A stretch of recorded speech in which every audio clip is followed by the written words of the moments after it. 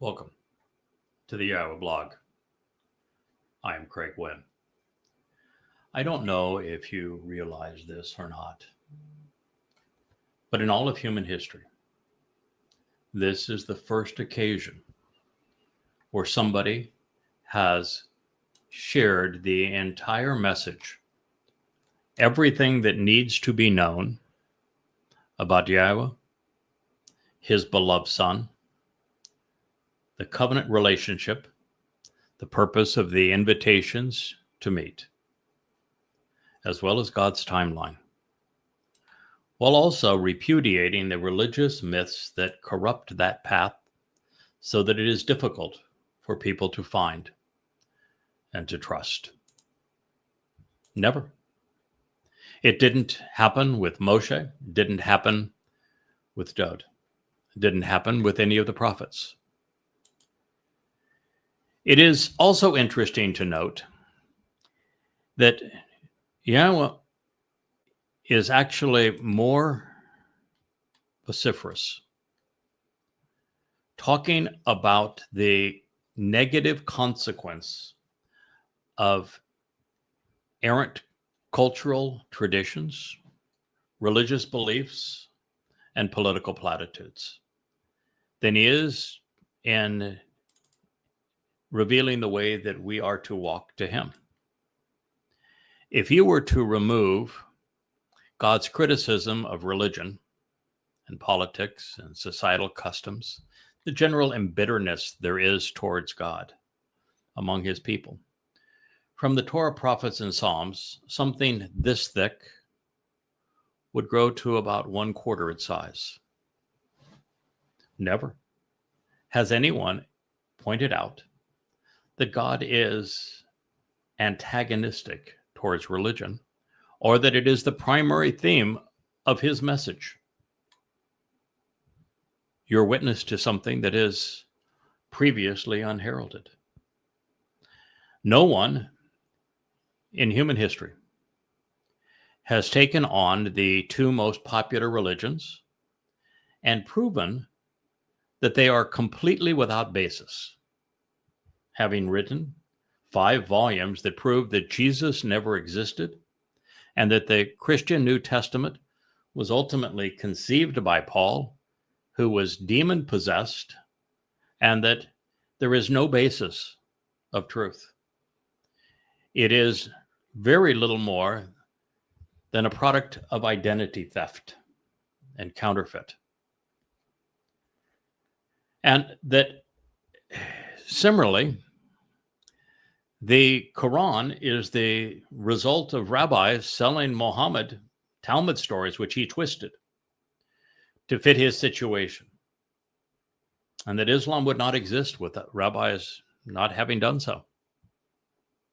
And that in the 5 volumes of Goddamn Religion, I prove conclusively that Allah is not a god.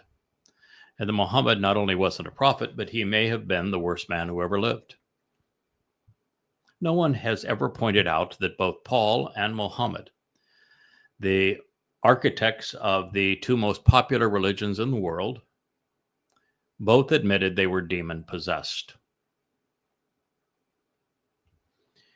You are hearing things that no one has ever said before. No one previously has adroitly pointed out and proven that King David of Yisra'el volunteered in his first of 3 lives to fulfill Pesach, Matzah, and Bakurim, that he revealed exactly how his body would die from crucifixion to fulfill Pesach, and how his soul would carry our guilt into Sheol to fulfill Matzah, and wrote about these experiences as the only eyewitness 1,000 years before he endured those torments as a prophet.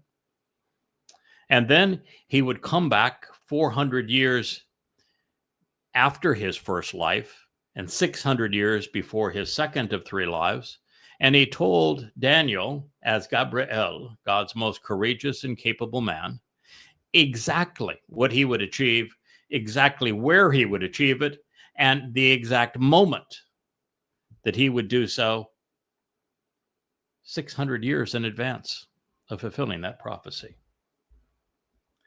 And yet, prior to this announcement onto this program, no one had come to the realization that David, the king of Yisra'el, was the one who actually fulfilled Pesach, Matzah, Mekodim in 33 CE, and therefore he is our Savior, and therefore there is no possibility that Jesus ever existed. Do you understand how profound this is, and where we are, what we have discovered, what we're sharing, what we've come to know and understand, and how vital it is to the world, particularly now to Israel's survival? At the same time, there is no one that has shown that Israel's response to the Muslim provocation on 10/7 played right into their hands, with Israel setting itself up for the final Islam versus Israeli war that will lead to the deaths of 2 out of every 3 Jews over the next 8 years. No one else has correctly demonstrated that Donald Trump is the Torahless one, the son of evil that Christians anticipate as the Antichrist. Yes, I know there have been a couple of people based upon Christian lore or who have just looked in the book of Daniel and taking it at face value and said, oh, well, that certainly fits this man and nobody else, but they couldn't prove it. And they couldn't prove it in the context of Yahweh's revelation, pursuant to exactly what's going to happen and when it's going to transpire, and how this relates to the creation of the Islamic state of terror that is about to be imposed on Israel. But I have. You are witness to the most extraordinary set of circumstances and discoveries ever presented to humankind. But the challenges, ladies and gentlemen, are almost unfathomable. So let me ask Rich, did Moshe, who is an extraordinary man, a man of character, did he succeed in getting the children of Yisrael into the promised land with the right attitude about God? No, not at all. Not even close. Not even close, did he? Nope. In fact, he gave up many, many times along the way. Sometimes so bad that he told God just to go ahead and kill him. Many of the things he says are just, you just shake your head and say, how could he say that? But what was the reason? Why did Moshe fail? Because he was a good man. It was the pressure of them being so obnoxious. They didn't support him at all. He was working strictly with Yah, and that was it. But nobody else was paying attention. It is a combination of those two things. First, Jews from the beginning, even before the Exodus began, in Mitzrayim, when Moshe showed the character to stand up and protect them from death at the hands of an Egyptian taskmaster, they turned on Moshe rather than thank him. And after he and Yahweh freed them from being slaves in Israel, the entire time they bellyached and said they wanted to go back to Egypt, Mitzrayim. They wanted to go back. They didn't like being with Yahweh. Matter of fact, when Yahweh came down and to tell them, I am God, and I'm the one that is working with Moshe. I chose this man to reveal myself to you, and I am here standing beside him to demonstrate this to you. What did the children of Yisrael say? Shut up and go away. To God. I know. It's amazing. I can't fathom being present there to see all of that. Well, yeah, and say that. But okay, when they finally got to the promised land and the spies were allowed into the promised land and they came back, what did they say about it? They lied and were whining about giants and questioning even being there. Yes. Wanted to go back. They didn't want it. No. They did not want it. God's given him this gift. They said, nope, we don't want it. We want to go back to Egypt, to Mitzrayim. And they even went so far as to say, let's stone and kill him. We want a different leader. Let's stone and kill this one. So it was the reason Moshe failed, and he failed. Let's just admit it. Moshe failed. Yahweh failed. Yahweh tried to talk to them. He tried to lead them. He tried to teach them. He failed because of Yahweh? No, because of the audience. Jews wouldn't listen. Toughest audience on the planet. They wouldn't listen to God. They wouldn't listen to Moshe. When God fails because of you, you have a problem, Israel. When Moshe, a man of that intellect and character, fails because you wouldn't listen, Israel, because you were belligerent, Israel, you have a problem. And it's true. Moshe did not have enough support. His brother was counterproductive. His sister was hugely counterproductive. And even in the depths of despair, when Moshe said, God, just kill me. This is impossible. No one can do this job. And the spirit of Yahweh was then shared amongst 70. Do we have any indication that they were ever of any value to anyone? Not really. No, we don't. Nothing. So Moshe, one of the greatest men to have ever walked this earth, in Yahweh's presence, failed. Sadly, true. The greatest man who ever lived, who would he be? Dode. Smartest man who ever lived. Dode. The one man that God said, he is my chosen one. He is my son. I'm anointing him Messiah. I have chosen him to be the king of my people. I am enabling him to be a prophet. He is the most set apart one. Through him, I'm going to create and establish the covenant relationship. That's exactly what he said. Did Dode succeed? No. Not even close. Nope. They all turned on him. Dode's mission was to unite Yisra'el and protect Israel as a united people that had an appreciation for, an admiration for, a respect for Yahweh and for his Torah. And yet what happened? In the middle, his third son, Absalom, rose up against him, and the overwhelming preponderance of Yisraelites sided with Absalom because he filled their little heads with everything they wanted to hear. He tickled their ears. He told them, oh, you're being mistreated, but if I'm king, I'm going to give you this, that, and the other thing. Just the typical political promises, the religious promises. Believe me, man, I'll deliver this to you. And as a result, Dode died. Really sad. So he failed. I love Dode. He's my king. And ultimately, I have ultimate respect for Dode because I know what he did in his second of 3 lives and how he volunteered to do that and what it costs to do that. And I read and I am inspired by his mizmor and his bravery, his courage, his great love for Yahweh. And so he is my beloved king. But there is no way to assess the conclusion of his life and the state of Israel other than he didn't get it done. King of Israel. Am I the caliber of Dode? No. That's absolutely correct. I am not even close. My position with Yahweh, as dear to him as was Dode? No. No. How about, do I have the character of Moshe? Nope. Nope. All true. Thank you very much. No, I'm just kidding. I still get the religious have turned all of these stories into this feel-good bullshit. I know. And they had flaws like the rest of us. But the fact of the matter is, these were the 2 greatest exemplars in human history, Moshe and Dode. And neither one got the job done.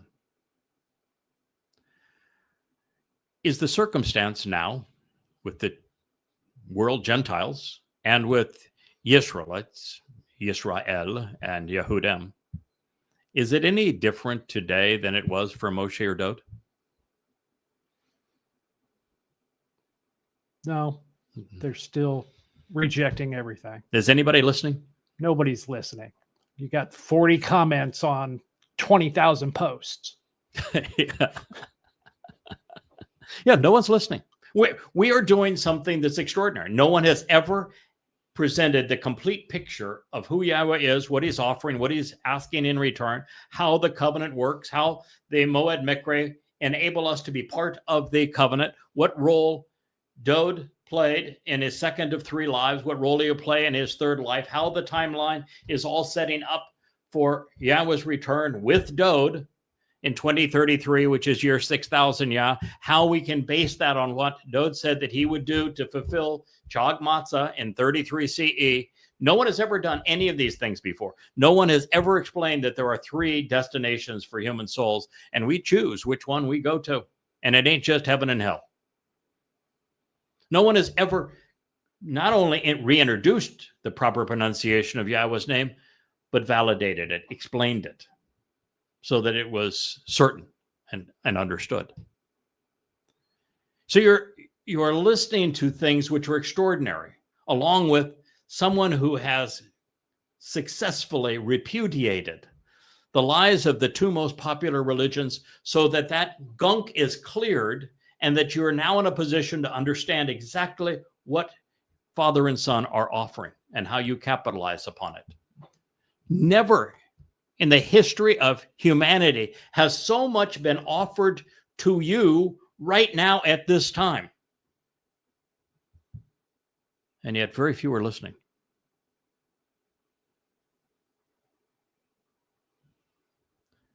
The job is tough.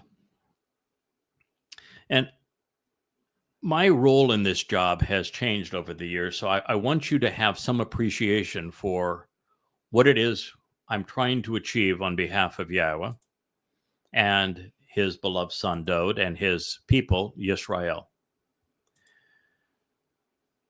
I have come to realize and have proven that the 2 most popular religions in the world are both diametrically opposed to Yahweh's teachings and false. There never was a Jesus. Muhammad was among the worst men who ever lived. And subsequently have also proven that Judaism is false, that the rabbis are absolutely full of it, full of themselves, but certainly not full of Yahweh. They don't know God at all. They do not understand the Torah at all. They don't understand the covenant. They don't understand the Moed Mikre. They don't understand Yahweh's name. They don't understand any of it. And yet they manage to continue to hoodwink and fleece and control Jews.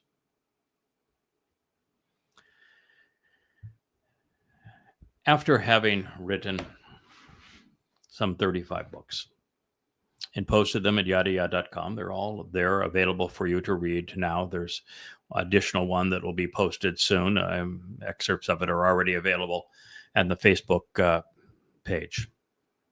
That will be Yada Yahowah Volume 9.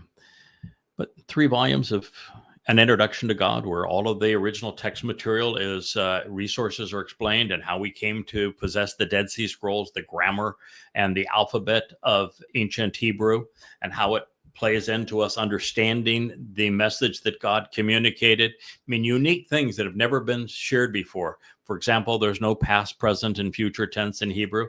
There's only ongoing and limited action in time, and that there are 3 ways to express volition, because choice matters so much to God, with volition expressed in the first, second, and third person, and that the stems that are associated with each of the verbs in Hebrew actually establish a relationship between the subject and the object of the action, because relationships are the most dear thing to God. No one's ever done that for you before. No one's ever gone back to the original text of the Dead Sea Scrolls, the oldest witnesses to God's message, on average 1,500 years older than the oldest Masoretic text. And then scrubbed all of the words of the diacritical markings of the Masoretes so that they were devoid of their religiosity. and then looked at every root of every word to understand its meaning and look at all other words that were similarly written, and actually come to the realization that a huge percentage of Hebrew words are compounds. Mishvat, for example, compound of my, which means we need to ponder the implications of this, and shafat, which means to judge, to perceive, to understand. Excuse my phone ringing in my pocket. I'll have to deal with that later. So these are all things that are unique to this, and to come up with a completely different form of amplified translation so that you could look at every single word, know the words that are there in their most generic form, and then you can look them up to verify their meanings for yourself. Never been done before. Or to have somebody write a commentary on what these statements convey, such that it correctly associates them with everything God had to say on this subject, so that you could go for the first time from knowing to understanding. You have all of this now in 35 books, 25,000 pages, all available to you free. And over the last 25 years, we've accumulated that while doing one show a week, or during the Shattering Myths era, I did 6 3-hour shows a week. But something has changed over that time, and it's important that you know it, because if you're a part of this covenant family, I want you to engage accordingly. And if you're not, then you need to know what has changed as you evaluate this material. For the first 5 years that I was involved and principally focused on exposing and condemning Islam with Prophet of Doom, Tea with Terrorist, I answered tens of thousands of emails. Everybody that wrote me, I responded to them. And in the process, I received about, I don't know, I could stop counting it, 4,000 or 5,000 death threats. After a while, I just stopped responding because there was nothing new. And everything that was questioned was already answered in the books.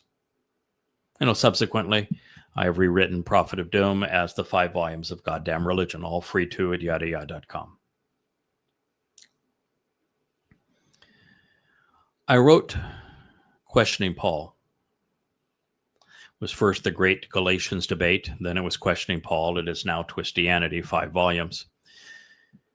And when I first wrote it, I published it at yadayah.com, and I answered thousands of emails explaining it, and including those people whose life's ambition became to try to exonerate Paul in all manner of confusing format, and yet I dealt with it all. And during the period of these two, and as I began to write Yada Yahowah, particularly as I got the first 5 to 10 volumes of Yada Yahowah series out, the first of those would happen to be Azab, which is now volume 7 or 8 of the series of Yada Yahowah. I think it's probably 7. I think Years is 8, and now Time of Trouble is 9. All of it was available free at Yada Yahowah. And I think many of you know that I went to the Yada Yahowah site, and the Contact Me, a site that was built by a good friend of mine, Joe Page. And I answered every email. Most of them within hours of the time that it was sent, and sometimes I spent the entire day just doing the research and answering people's questions. And my wife now is one of those people who reached out to me in an email, and we exchanged emails on issues related to the Torah once or twice a week for 10 years before we met. I was devoted to even the individual who wanted to know. and I would do my best to help that individual answer their questions. That is no longer the case. I haven't answered a question regarding Prophet of Doom, now goddamn religion, in years. I go to the Yada Yahowah, yadayah.com website for emails, the email part of it, maybe once every 6 months. And the reason is that the mission's the same. It's just the means to carry it out have changed. I want you to have an appreciation, because this is, listen, when the two greatest men who ever lived failed at a job that we cannot fail at, Moshe and then Dod.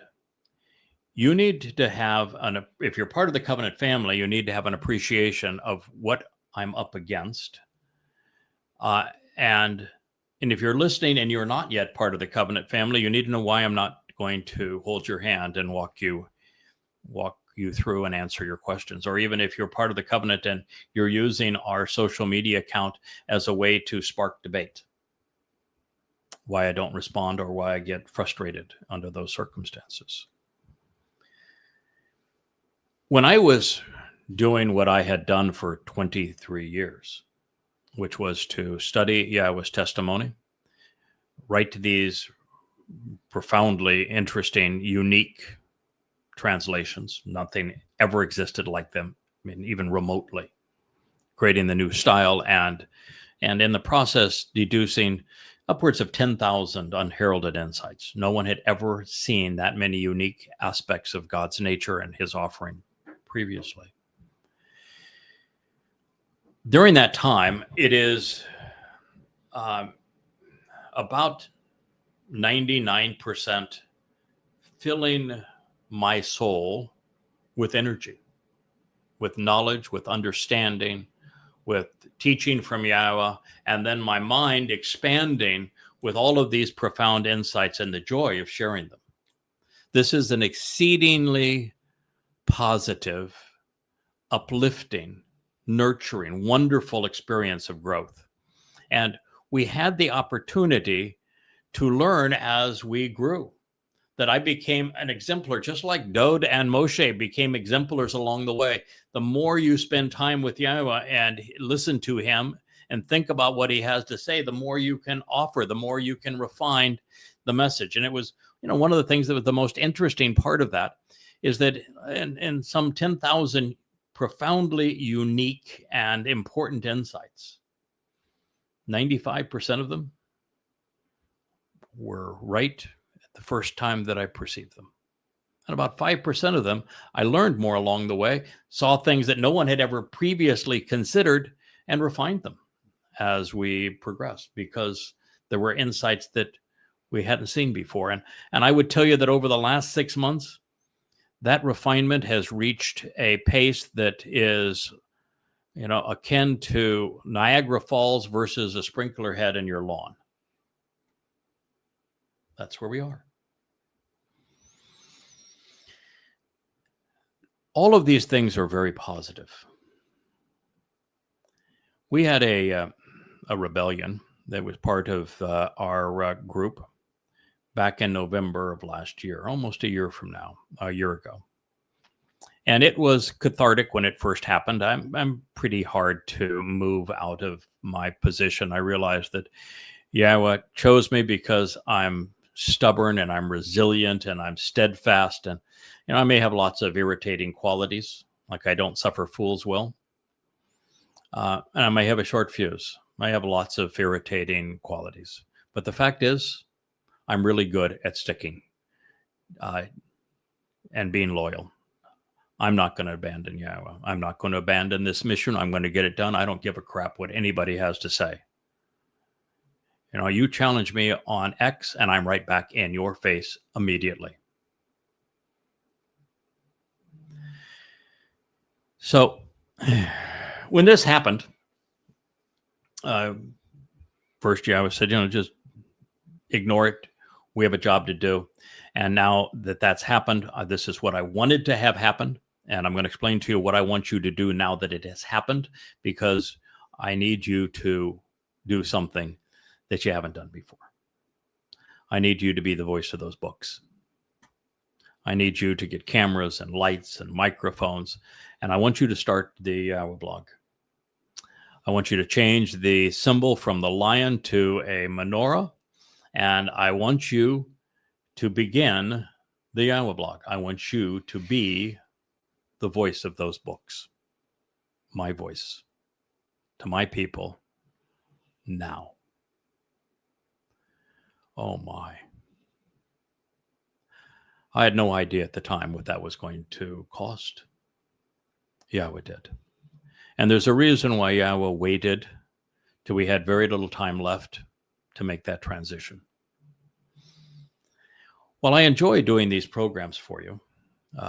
This is a unique opportunity to make what I have learned come alive in the spoken word, where you can see into my eyes and know what it is that I actually think about what I'm saying.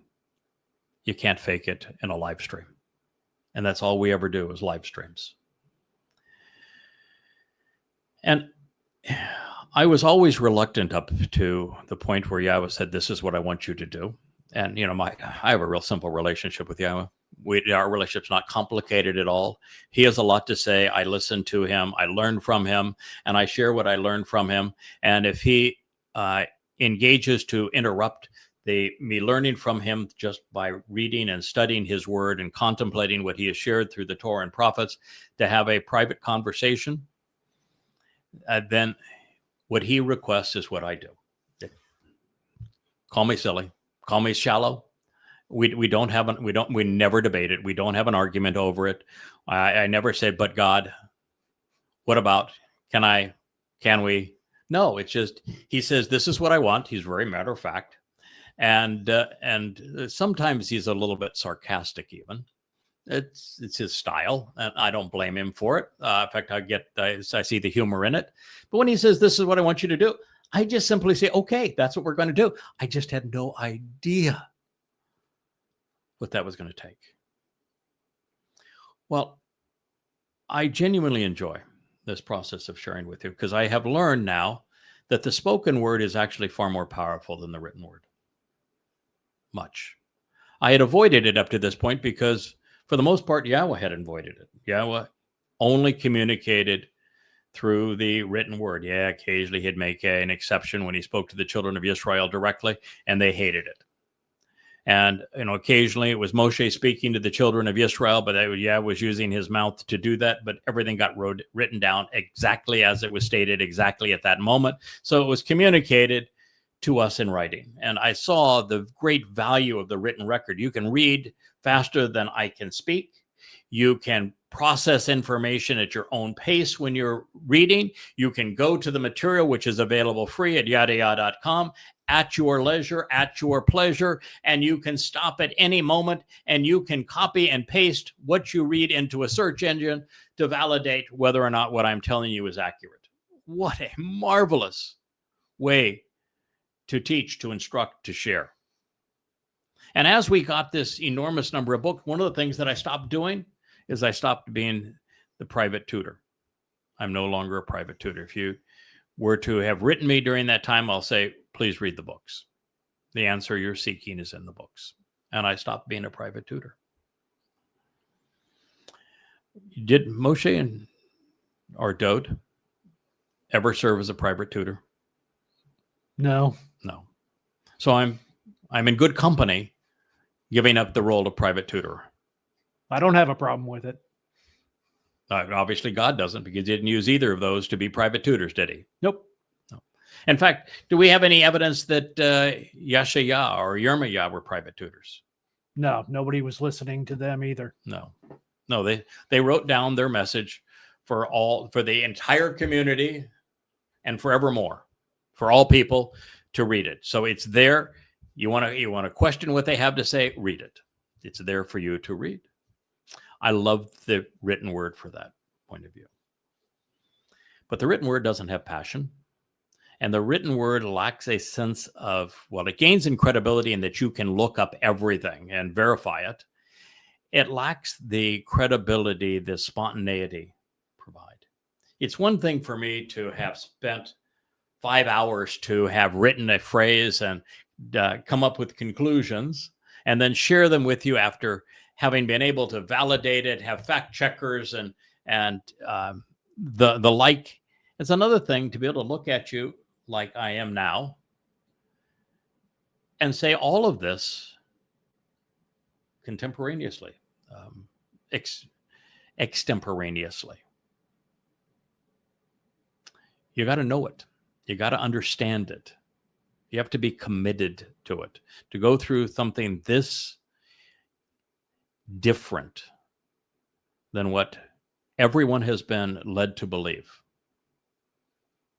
To be in this unique a position, recognizing that you're speaking for the creator of the universe, to his people about something he is exceedingly desirous of having accomplished in a very short period of time. And so you need to be right. You need to be concise. You need to be clear. You need to be compelling. And that in a live stream without any edits, without any notes, tough thing to do. And yet, while I'm passionate about doing it, I will tell you that at the end of a program like this, where we've spent an hour doing these kinds of things, and I've poured my soul into it because I care so deeply for Yahweh and his beloved son Dode and for his people, and I realize that so few are listening, yeah, you can wring me out. I've given what I have to give. And if I do it 2 times a day, by the end of that day, I'm almost too tired to fall into bed. And if I do it a 3rd time, you almost have to scrape me off the floor because we're pouring everything we have into this. Now, combine that with the ultimate drain. There is nothing more discouraging, deflating, tank emptying than being on social media. I did not want to do it. God asked me to change the way that we were carrying out the mission. Mission's identical. And we did it exactly as he had asked for 23 years. And then one moment to the next, he made it clear that he was supportive of the rift that we had where the social media manager, the publisher, and the webmaster all left in a tizzy fit. And it was all because God wanted to do it differently. He didn't want those people part of it, and he wanted to do it differently. And he laid on a layer of responsibility, a burden, genuine burden. He says, now I want you to do it this way. And so for those of you who are in the covenant family, you have to, you don't know, nobody has to have anything. I want you to have an appreciation for how extraordinarily difficult what Yahweh asked me to do actually is, with this responsibility for interacting on social media, to go to X, which is combat zone, to actually have to tell Israel that Netanyahu is being played by Trump and being played by the Muslims such that he is destroying Israel. There is no one that wants to hear that. That there is no Hashem, there is no Adonai, that Judaism is counterproductive to Jews. Nobody wants to hear that. That 1/3 of Jews are going to die over the next 8 years because they're not listening to Yahweh. The Jews are currently estranged from Yahweh, and he is not hearing any of their prayers, and he is not protecting them. They don't want to hear that. That there was no Jesus, and that Muhammad was a complete fraud. People don't want to hear that. People love their conspiracies, and when you poke holes in all of them, they don't want to hear that. Our target audience is 1 in a million.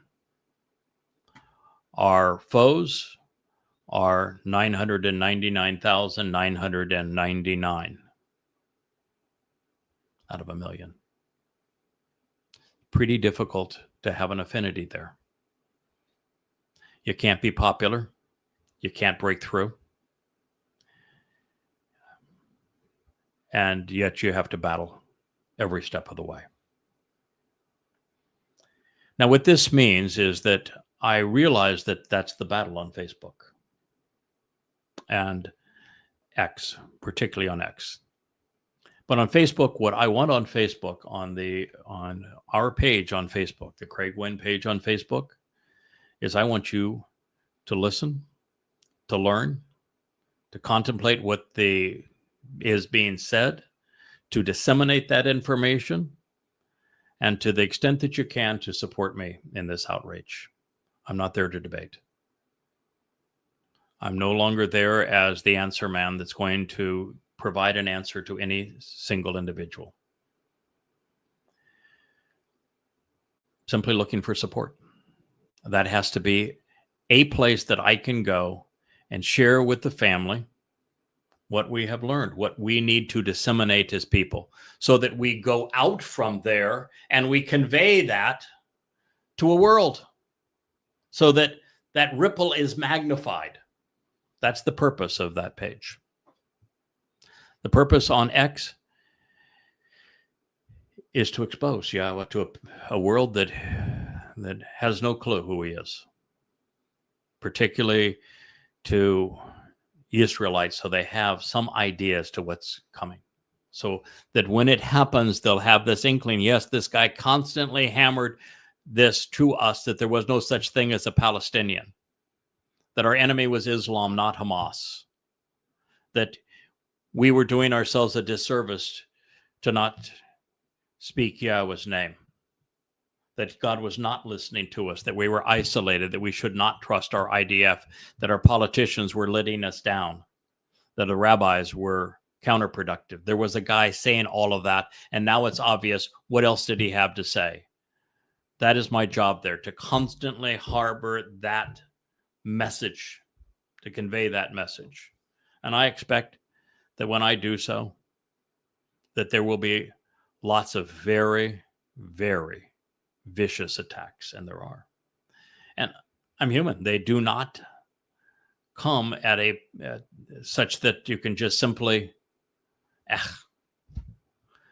because it is a medium where every interaction is recorded, and therefore you need to confront them. And it is irritating, and it's a drain, and I need more support there.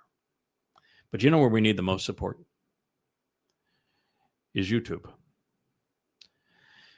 You know, we have a wonderful covenant member that has, through all manner of difficult times, Stephen, has managed the Yada Yahowah account, and I love him for it. And value the fact that when we were told that we had to take a different approach, he was right there saying, I'm with you.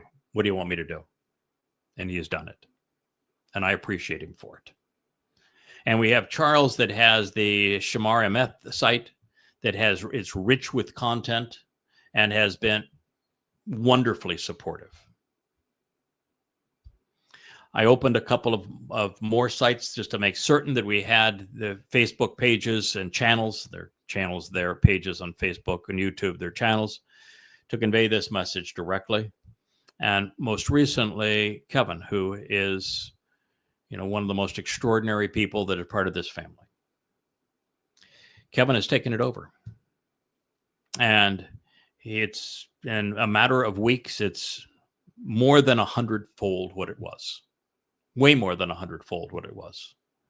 This is an example of somebody saying, I'm going to do this. I mean, this was a guy that was already spending hours on the phone and supporting Leah with her music videos, her signs, and her everything she was trying to accomplish to convey this message. He was already spending hours creating with a team the shorts that you see, which are so important and so impactful for our message. He was already somebody that was working with Richard here that is behind the scenes on StreamYard, making sure that everything goes well and encouraging and supporting and telling us, hey, we got a problem here. You need to deal with this. He's always there for us. He's the guy that is so many positive statements on these channels, and yet he took on the responsibility. And look what happened. I thought I was going to stay home and be witty on Twitter. He was as witty. much as I hated He's social witty. media. I know he is witty. The nice thing about Kevin is that Kevin's got attitude. Oh, I love the attitude. And I think the thing that makes it work on social media is having snark. That's the one thing I thought that I added to that. I had a unique personality. It was kind of like Eliah's personality. I got snark, and snark should work. There's lots of just quippy, interesting things that are said, and Kevin's got that. And so he is the perfect person to do that. I asked him, I made a mistake the other day, and I asked him, so what can I do to support what you're accomplishing? He says, well, you ought to chime in and contribute, and with your comments. And of course, that was exactly what I didn't want to hear, because of the fact that, oh my God, my time, half my day is already consumed with communicating on social media, and he doesn't need me, because of the fact is he's in some ways better than me. He's really good at engaging in this way. He knows when not to engage and just bump your block band or whatever they do, and when he can engage in a way that gets people's attention. So he's perfect. Doesn't need me to do that. That's my take anyway. I think it's yours too. Yep. Yeah, he's really good at it. He's better at it than I am. It takes me much longer to form the whole sentences and put it all together. Yeah, I've read some of your letters and responses, and Rich is very methodical and such that when you read it, you say, wow, it's kind of like Roger on our Facebook site. Roger's a wonderful writer. Oh my God, what a great wordsmith. I mean, the man has so much talent. We need to figure out a way that we get Roger on one of these channels, or are assigned to, like, we need to be effective on Instagram. That is where Charlie Kirk, for example, his mainstay was Instagram. I think 10 million followers on Instagram. And then secondarily on other places. He didn't even list what he did on X or Facebook. They weren't even meaningful to him. But Instagram, TikTok, and then YouTube. So a guy like Roger, who has a gift with words. I mean, he is a really, really good writer. Or a guy like Matt Fun with Cats. Oh, Matt's awesome. I mean, there's nobody with a better personality. Nope. They just don't come any better. He is so devoted to the cause. The right attitude. Right attitude. And he knows his material. You can tell when somebody writes something that's not true, he's right on it. Yep. He'd be perfect for take over Rumble.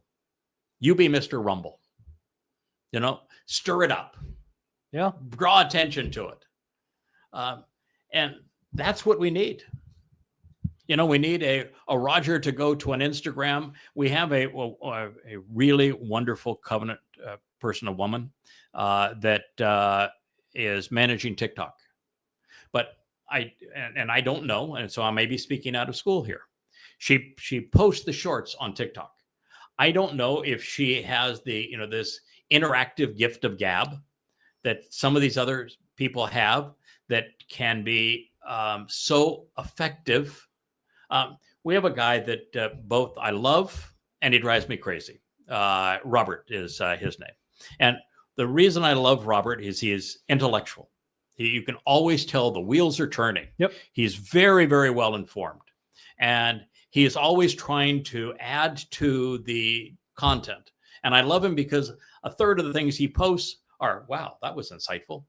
He posted something where Israel bombed Qatar and the world was against them. And he pointed out, how is that any different than when the United States went into Pakistan to get bin Laden?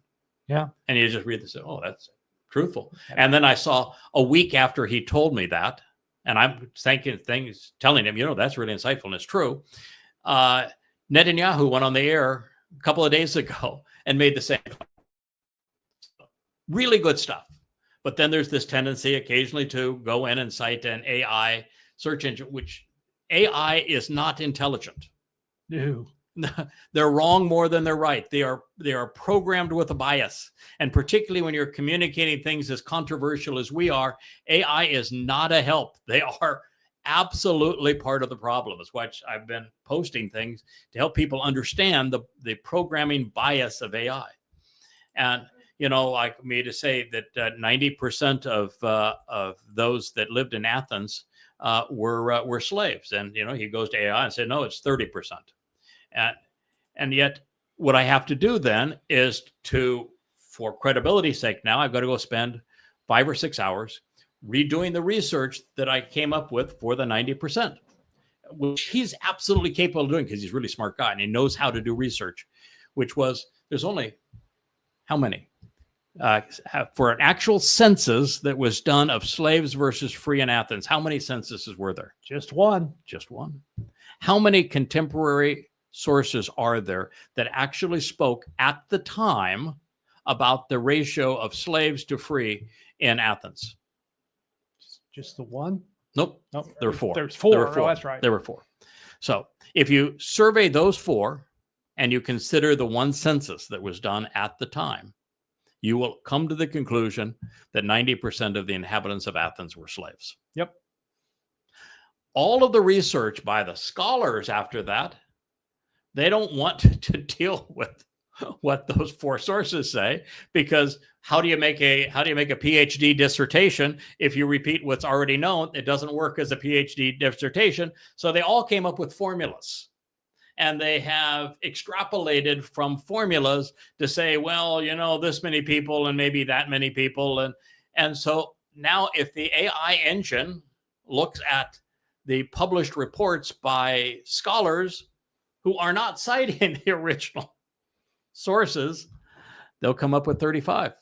And the scholars already had a bias looking for, we wanted to prove democracy. That is correct, because that is exactly, all of the scholars had a bias because it's pretty hard to promote democracy when you've got 90% of the population as slaves. Oops.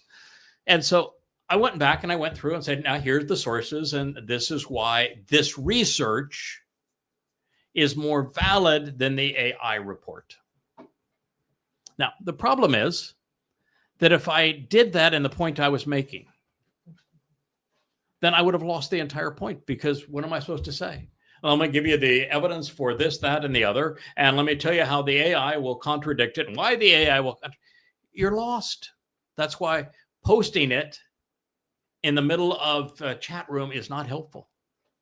But because you have the gift, and because there are places that are so controversial and that kind of post can stimulate dialogue, why doesn't Robert go and take over Instagram? Yeah. Be great at it. He's intellectual. He's sharp. Go turn that energy into something that will help the cause, that will cause more people to listen to this message. Perfect. We're looking for thousands. Right. We're looking for help. Robert, go there. Help us find these thousands. Go get us on Instagram and take these shorts. We'll give you the access to the library of them, and be the one that engages there.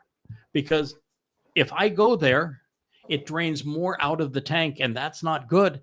And the thing that I have noticed recently is that when I spent 80% of my day in social media, and then 20% of my day doing these blogs, that by the end of the day, I had nothing. And by the end of the week, I had less. And it went on. And after a while, one person becomes like Moshe or like Dode. You can't get them. You can't either get them into the promised land with the right attitude, or you can't protect them in the promised land with the right attitude. You just run out. And I can't run out, because God needs us to stay steadfast in this job. And so what we need is more people who are bright. We need Matt to establish either join our TikTok site. So he's Mr. TikTok, or he is Mr. Instagram, or a Robert to be a Mr. TikTok or an Instagram, and Roger, who is so articulate, to be part of one of those sites. Leah is raising her hand. What does that mean, Leah? You claim everybody. You know, Leah needs a video editor. Oh yeah. So yeah, she said Leah needs a video editor. You know, my dear friend Joe, who's been my dear friend for such a long time and is now working on getting the books finally tuned for Amazon, with a wonderfully disciplined, a wonderfully organized man who is devoted to this, Anthony. And so Anthony and Joe are now, after we got our new site up, they're focused on the books. That's why the site is not developing at the pace that we wanted to develop, is the books need to be right. And Joe is the one who is working with Rich and Anthony now get these books ready for Amazon. And we're going to soon have Joe back on the site to make it do all the wonderful things that we wished it to achieve. But, you know, all the way along, we have wonderful people. I was going to say, Leah stole Mary. Mary is Joe's beloved wife. And Mary wrote me and said, you know, I have some time. I'd like to do something. I gave Mary, because I really need a video person that goes to X, goes to news feeds, and is clipping videos that would be interesting to talk about. Stupid stuff that Trump says, stupid stuff that Netanyahu says, stupid stuff that Muslims are promoting, stupid stuff that Marxists are promoting, and that they become clips that I can do a show that, like the Shattering Myths, I used to go through all of the news stories, you know, like I read 20 different newspapers a day, and I clipped stories out of them, and then I talked to the stories. Well, it was radio. I could talk to the stories. I read the story and talked about it. Now we need it video, so I need somebody that will clip these videos and send them to me or to Rich so that we can incorporate them into a Yada Yahowah news blog. And so I had Mary she asked, what can I do? And I said, this is what I'd like you to do. And she was, well, I think I can do that. And then Leah offered her a better job, and she went with Leah's offer, which I'm just having fun here. But, you know, the fact is, I need somebody that's going to do that. We need somebody in the covenant family to step up and say, I can do that job. Yep. And then, so there's just so many things that need to be done. And in this case, we can't be like Moshe was. We can't be like Dode was. Can't fall apart. Right? We can't leave the guy who is the messenger for Yahweh alone. Now, you might say, so why did Yahweh do that? Why did he leave Moshe essentially alone? Why did he leave Dode essentially alone? Because it wouldn't have made any difference if he had brought in the entire heavenly host. It wouldn't have made a difference. Not then. No one was listening. Not now. And, you know, it's true that no one's listening now, but it's about to get so damn bad that your choice is you will either listen to what we say about Yahweh or you're going to die. That's how bad it's going to get. But between now and then, there's a chance where you can get off of this planet alive at the Shabbat harvest. And we need to leave this vast reservoir of information available for people to listen to pay attention to while that 3 years that we're gone. We've got a lot to accomplish, and we need your help. And, you know, one of the things that I learned about the covenant, and I learned it through Yahweh's teaching in Numbers 12, where after Yahweh explained to us in Numbers 11 that Dode gave up, that he couldn't get this job done because the audience was too tough. They were too stubborn, unwilling to listen. The audience was Jews. That in Numbers 12, he had his sister who had previously spoken for Yahweh, had been part of the covenant family, And God had to divorce himself from her. He smeared her with leprosy. He said, it's like your father having spit in your face. When she said, well, we too speak for God. And the lesson there was exceedingly profound in terms of what it means for us today. So I'm not going to question Yahowah. Normally I wouldn't say, what in the world were you thinking when you picked me to do this job? I am not qualified for this job. Are you out of your ever-loving mind?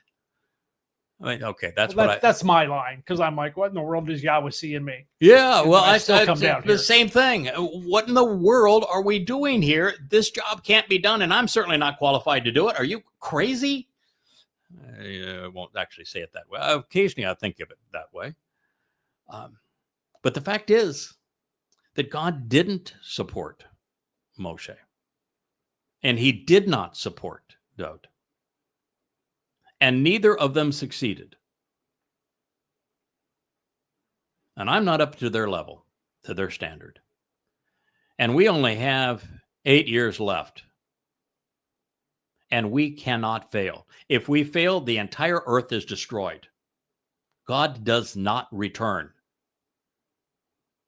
That's what's at stake. There is no remnant of Yisra'el. There is no Shabuah harvest. There is no Teruah gleaning. It does not happen.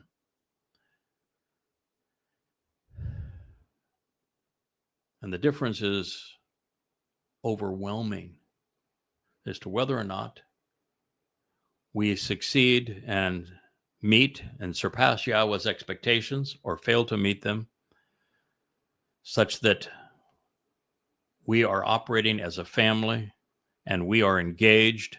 And one of the things I said that I realized is that the difference is that one time I believed once covenant, always covenant. That's not true. You want to be part of this family? God expects you to be part of this family.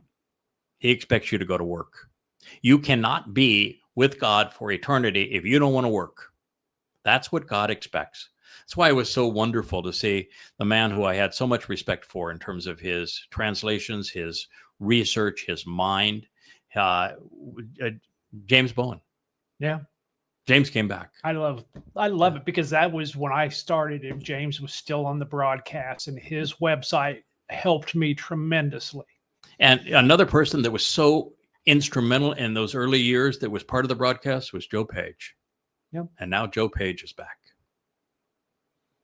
And this is the kind of thing that you need to be doing at this time to make a difference. Look at my my good friend for all of these years, Kirk Miller. And Kirk didn't just say, I can contribute to the family hour and that's what I'll do. No, Kirk put together a glossary for us to understand the Hebrew language. Kirk came up with a unique way of looking at how the letters fit together to convey things that are positive and negative. And he's always there to support the family.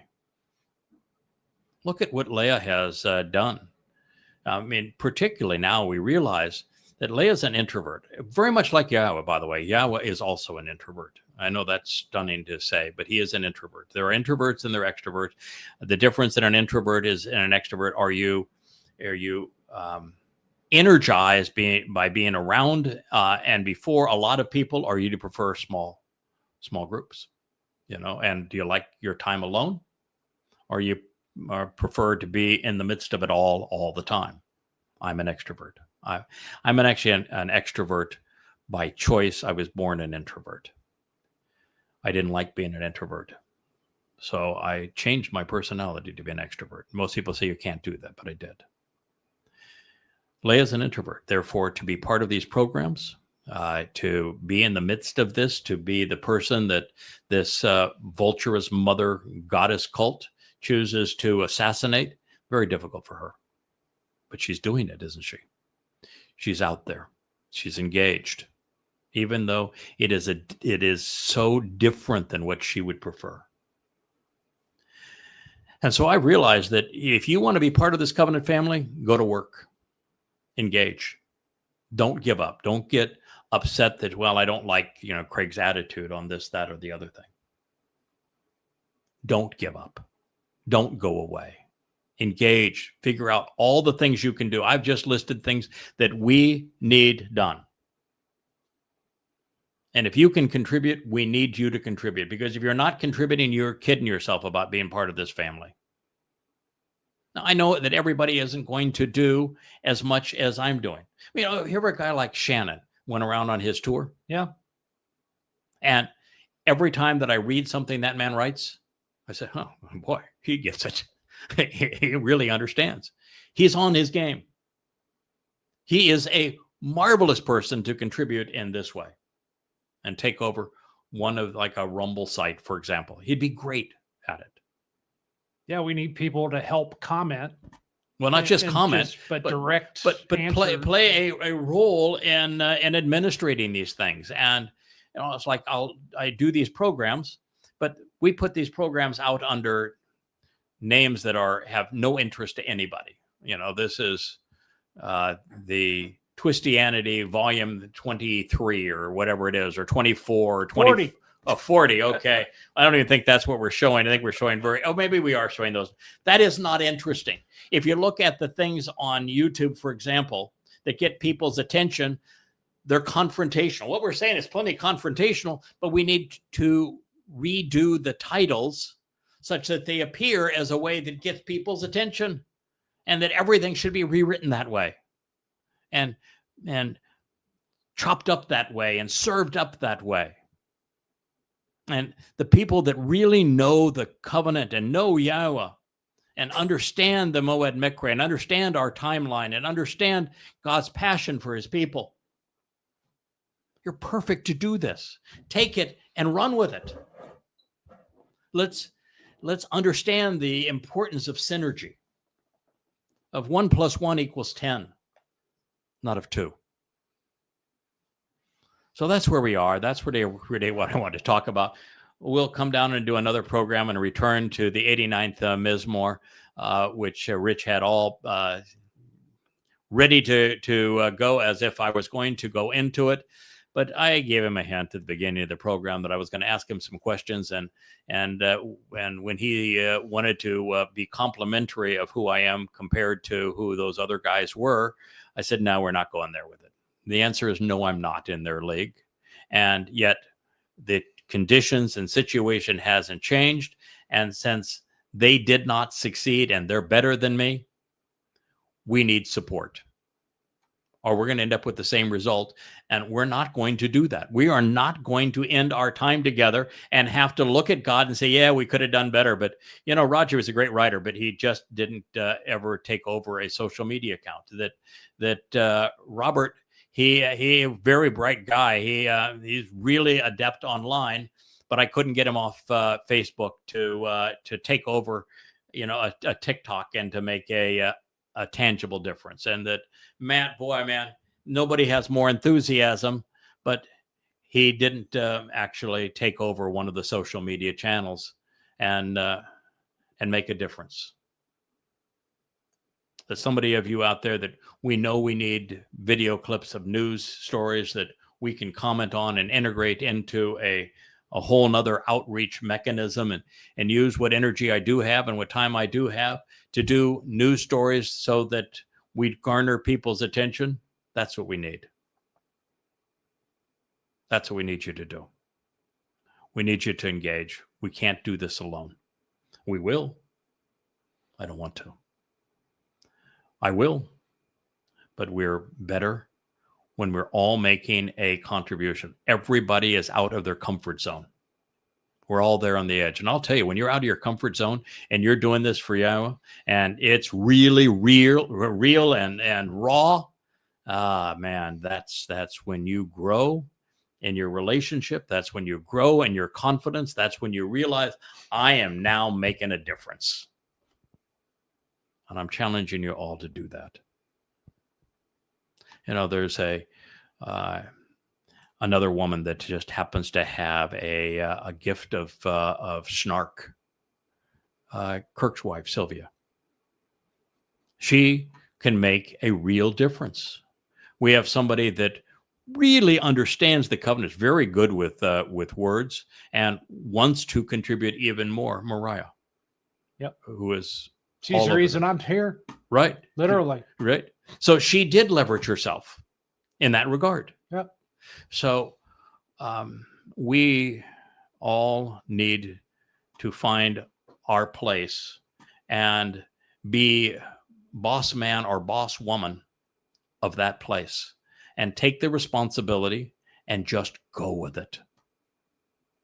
Be the boss man or boss woman of a site that is reaching out to Yahweh, reaching out for Yahweh, to his people, and to Goyim. And we have another 20 months that we can still reach out to Goyim, at which point the whole story is going to be Yehud. Join us. Go out of your comfort zone. Make a difference. If you're not doing something that is essential for the covenant family, volunteer and figure out a way. Work through Rich and through Kevin and through Leah to find your niche. I'm going to tell you that I am actually not the right person to reach out to. I'm absorbed. I need you to reach out to Rich, to Kevin, and to Leah, and to find that spot. I appreciate you listening. I don't think this is what you intended to hear when you dialed into this program today, but sometimes we just need to speak from the heart and tell you where we are, where we're at, what we're trying to achieve, and how we're going to get there. And so maybe this is sort of like the last conversation I had with Yahweh when I said, what would you like me to do now in this situation? And he says, okay, young man, now that you asked, this is what I want. So maybe I'm playing the role now of dad and saying, as part of this covenant family, this is what I want from you. I hope you're listening. Thank you very much, and have a wonderful rest of your day.